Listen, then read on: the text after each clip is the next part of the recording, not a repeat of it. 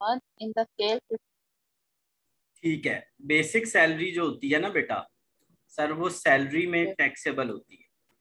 ठीक है, ये क्या लिखा हुआ है, ये क्या लिखा हुआ है सर? ये होता है मिनिमम टाइम स्केल। इसको बेटा क्या कहते हैं? Minimum time scale.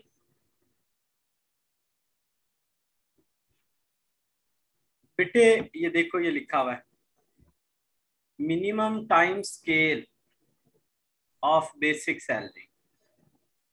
इसको बेटे पढ़ो, द बेसिक सैलरी पे is 2000, 1000 and 30,000। Basic salary start 20,000, the minimum time scale of the basic salary, and each basic increase 1,000 till 30,000. Therefore, no increase in amount in this grade. ये क्या है sir? वो ये कह रहा है इस ग्रेड में जिसमें ये बंदा है ना बेटा, इस बंदा फारूक जिस ग्रेड में है उसमें मिनिमम बेसिक सैलरी कितनी होगी? 50। हर साल कितनी बढ़ेगी? 5,000। और मैक्सिमम कितनी इस ग्रेड में रहेगी? 80,000। वरना उसका ग्रेड चेंज करना पड़ेगा अगर बढ़ानी है तो। अगर उसकी सैलरी बढ़ानी है तो उसका ग्रेड चेंज करना। अब बेटे इसकी क्या पोजीशन है, इसकी अपनी है कितनी सैलरी? सर इसकी 75 है, अभी ये इसी ग्रेड में चल जाएगा। बेटा बोनस सर सैलरी में टैक्सेबल, अलाउंस सैलरी में टैक्सेबल। सर ये कहता है मिनिमम टाइम स्केल, इसको बेटा 12 से मल्टीप्लाई करो तो ये पूरे साल की निकल आएगी। फिर इसका 50% लो तो वो हाउस रेंट अलाउंस बन जाएगा सर, वो सैलरी में टैक्सेबल हो जाएगा।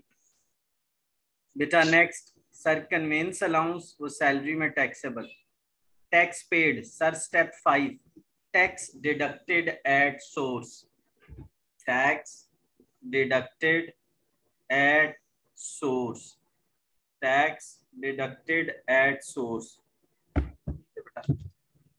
नेक्स्ट बेटा ज़कात, क्या बताओगे ज़कात के बारे में? तो सर टोटल इनकम में से माइनस हो जाएगी। Reimbursement of bill for office use, sir office क्या, तो ऑफिस दे ना उसका बिल, हम क्यों दे? Unavailed leave sir, leave encashment salary में taxable. Interest free loan sir, loan लेंगे 10% में से गिवन रेट को माइनस कर देंगे। बेटा गिवन रेट 0 है ही नहीं फसिया बेटे, बस सर 0 लिख देंगे गिवन रेट। लोन की अमाउंट को 10 से मल्टीप्लाई कर दें, बस जान छोड़ना। ठीक है बच्चे। नेक्स्ट मेडिकल अलाउंस, सर ऐसा करेंगे कि जो हमारा मेडिकल अलाउंस है हम उसमें से 10% ऑफ बेसिक सैलरी माइनस करें। बेटे पहले इसको 12 से भी फसिया मल्टीप्लाई करोगे, क्यों बच्चे इसको 12 से करेंगे मल्टीप्लाई? ईयर में कन्वर्ट। हाँ बिल्कुल सही कह रहे हो। अलाउंस एजुकेशन सर सैलरी में टैक्सेबल। बेटा ये उसने अपना बिल खुद से पे किया है सर, इसका कुछ भी नहीं करेंगे। अलबत्ता सर जो उसने टैक्स पे किया है वो स्टेप 5 में जाएगा, जो सर उसने टैक्स पे किया है वो स्टेप 5 में जाएगा। बेटा होटल बिल है, तो सर जो होटल का बिल उसने पे किया है ऑफिस का, सर ऑफिस पे करे ना, वो क्यों दे? Utility sir, utility allowance taxable होता है।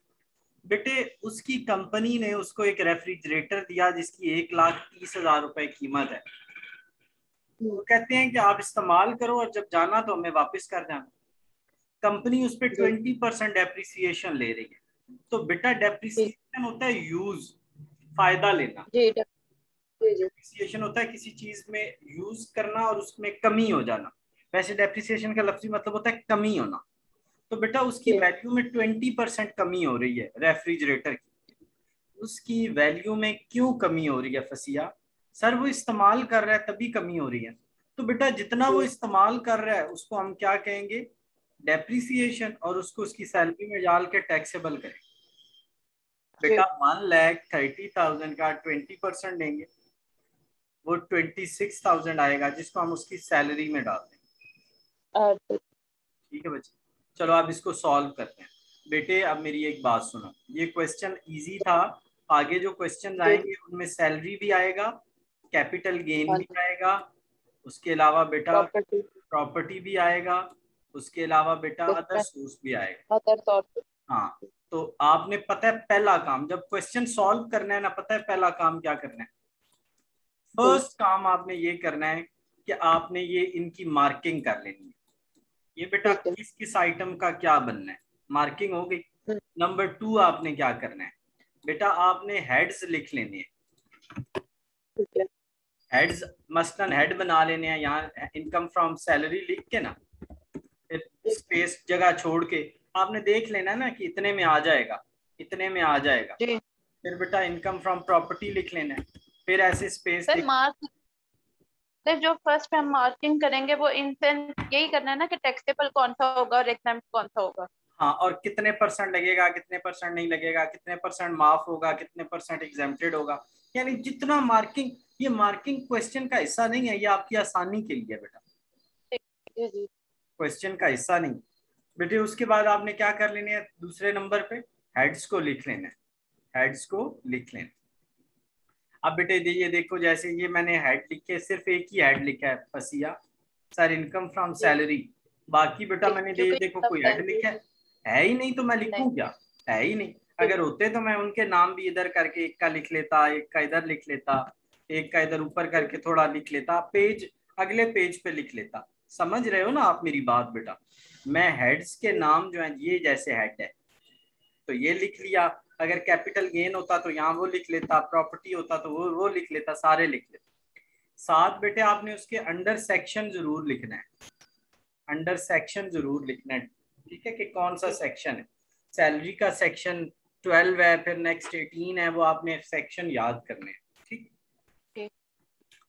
अच्छा बेटा ये देखो, ये बेसिक सैलरी आ गई, ये बेटा बोनस आ गया, ये बेटे 60,000 आ गया, क्या हमारा एंटरटेनमेंट अलाउंस। ये बेटे ये देखो ना, इसको मल्टीप्लाई करके फिर इसका 50% ले लिया, ये आ गया। सर ये 80,000 का हमारा क्या है, कन्वेंस अलाउंस। बेटा ये स्टेप 5 में चला जाएगा, टैक्स डिडक्टेड एट सोर्स। ये देखो 10,000, स्टेप 5 नीचे है बिल्कुल, लास्ट स्टेप, लास्ट स्टेप। बेटा जो बिल होता है रीइंबर्स, सर वो एग्जेम्प्टेड होता है, ये देखो आगे डैश लगी हुई है। बेटा इनकैशमेंट ऑफ लीव जो होती है, सर इनकैशमेंट ऑफ लीव जो होती है वो टैक्सेबल होती है, ये देखिए ये लगी। बेटा लोन, सर ये लोन है 12 लाख का, आपने 10 में से 0 माइनस किया 10%, तो ये 120 आ गया। बेटा medical allowance 1 lakh, basic salary का 10% लेके माइनस कर दो। बेटा फिक्स एजुकेशनल अलाउंस 65,000 के हमारे टैक्सेबल हो जाएंगे ये। सर उसके बाद हमारा ये 25,000 बेटा इधर स्टेप 5 में चला जाएगा।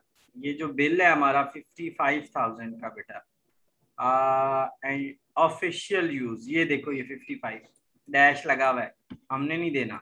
यूटिलिटी अलाउंस 40,000 टैक्सेबल, और सर लास्ट में इसका 25% लें, 20% लें तो 26,000 आता है, और वो टैक्सेबल हो जाए, वो क्या हो जाएगा बेटा, टैक्सेबल हो।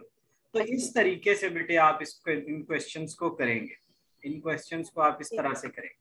अब बेटा इस सब को ऐड कर लिया, सर ये बन गया, ये ज़कात माइनस हो गई, तो बेटे ये बन गया। अब हम अपने फॉर्मेट की तरफ चलते हैं। फॉर्मेट में बेटा शेड्यूल नंबर 1 देखने हमने, जैसा कि आप जानते हैं कि फॉर्मेट में हमें कहाँ जाना है बेटा, शेड्यूल 1 में जाना है। तो बेटे हमारे पास शेड्यूल के मुताबिक कितनी इनकम है, सर 15,86,000। बेटे अब बताओ कि ये कहाँ फॉल कर रही है, सर ये यहाँ पे भी नहीं है, यहाँ पे भी नहीं है, इस कॉलम में कितना टैक्स लगेगा, 30,000। ये मैंने लगा दिया 30,000। अब वो कहता है जो ऊपर अमाउंट है ना 12 लाख से ऊपर, ये देखो ना बेटा, अमाउंट अबव 12 लाख वो कितनी है, सर 15 में से 12 को माइनस करें, 386 आ गई, 386 आ गई, उस पे 10% टैक्स लेना है, वो कितना बन जाएगा, 38,600। कितना बन जाएगा 38,600। 600। अब बेटा इनको हम आपस में करेंगे ऐड, तो ये बन जाएगा 68,600। ठीक हो गया। तो ये हमारा टैक्स कैलकुलेट हो गया। क्या हो गया? Tax calculate. अब इधर भी यही होना चाहिए। ये देखो बेटा, ये यही निकला 68,000। इसमें से इन दोनों को माइनस करो, ये टैक्स पेएबल निकल आएगा। क्या निकल आएगा? Tax payable. ठीक है बच्चे। फसिया बेटा, मैं आपको लेक्चर क्वेश्चन नंबर 2 भेज रहा हूँ, उसकी वीडियो भी भेज रहा हूँ, और क्वेश्चन नंबर 3 भी भेज रहा हूँ। मेरी आपसे बहुत नंबर हम्बल। जी बच्चे।